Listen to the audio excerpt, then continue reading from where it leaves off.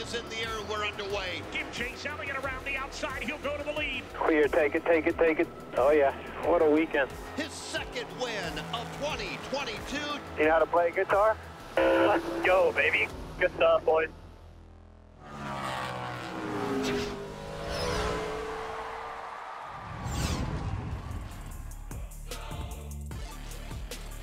Hey everybody, welcome into Studio 3 for the preview show. I'm Alex Weaver, that is Alan Cavana, and I think it's time for about the halfway mark of the season for the NASCAR Cup Series, and you know what that means.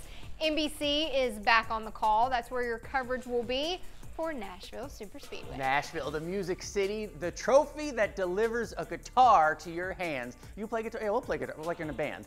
I don't play guitar in real life. Yeah, it would be terrible. Air guitar? Yeah, maybe. Anyway, if you win the trophy, you can do whatever you want with it. But that's the fun part about the Nashville win. Yeah, well, the organization that knows or should know how to play guitar is Hendrick Motorsports, because the only two NASCAR Cup Series winners to come and get that guitar in Nashville has been Kyle Larson, Chase Elliott. It's been Hendrick domination. Hendrick domination, 2 for 2 at Nashville. You remember the first year, Kyle Larson just whooped the field. Last year, Chase Elliott had a great restart past a bunch of cars, used some pit strategy to get the victory, a victory he probably needs. We'll talk about that in a second, but I wouldn't expect anything different from HMS this year. Look, the Chevys have been so fast. They have a bunch of wins between Larson and Byron. That's the only change I would make.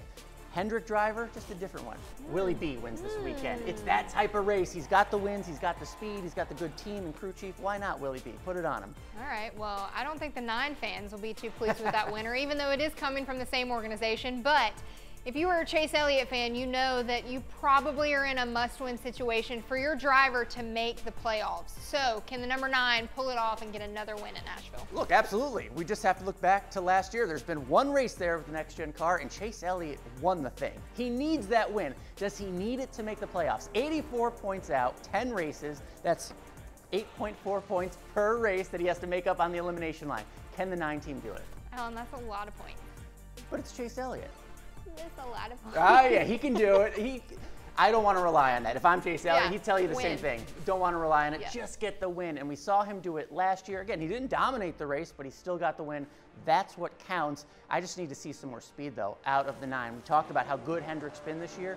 Haven't seen the 9 car do well in qualifying. Haven't seen him get a lot of stage points or lead a lot of laps. We need some of that if he wants to win on Sunday. Yeah, Chase will be the first one to tell you that qualifying has been an issue for the number 9. So hoping to have a different kind of day on Sunday for Alan Gustafson and the 9 crew. But an organization that's on the rise, they're the latest winner in the NASCAR Cup Series with the number 19 of Martin Truex Jr. and Toyotas are showing up. Can Joe Gibbs Racing get it done? Sure, we've seen them. I mean, the ups and downs of the season are so crazy. Early on, it was all about the Chevys. It was all about HMS. But lately, Toyota's found something, right? Denny Hamlin, Martin Truex Jr. getting those wins. We saw all that good speed from Truex out in Sonoma. They've had a week off to kind of relax and regroup. If you remember last year's race in Nashville, the Toyotas were awesome. They were the class of the field, and they really just beat themselves. They pitted with less than 10 laps to go and kind of gave the race away. But if they bring that same next-gen speed that they had last year, they can absolutely do it again. I don't think they make that same pitting mistake, so a JGR win on Sunday would not be a surprise to me. All right, so Alan's on top of the pit box. It's no pit stop for him. Let's throw it back to our NASCAR 75 flashback. And AC, we're not going too far back. We're just going to go to 2021, the first NASCAR Cup Series race in Nashville. And that's what was so cool. The inaugural race in Nashville for the Cup Series was 2021, and Kyle Larson, look, he just put a hurtin' on the field. Not sure how else to put it. He led 264 of the 300 laps. It was his 3rd win in a row that season. Sometimes you just have to appreciate it, what you witness, a dominating performance. Again, it was just cool to be there, Cup Series in the Music City. It was cool to see that trophy for the first time in the Cup Series. Kyle Larson, I'm sure he's been practicing, taking guitar lessons ever since he won that. It was a cool moment. All right, AC, you know what's different this season, however, though? What? Lights will be up. Ooh, a night race. Yeah. Love it. You know, everything gets hotter when the sun goes down. So we'll find out what happens. Nashville Superspeedway. Make sure and tune in Sunday, 7 p.m. Eastern on NBC. Yeah, first for them this season. Make sure you join us right back here on the preview show. We'll see you then.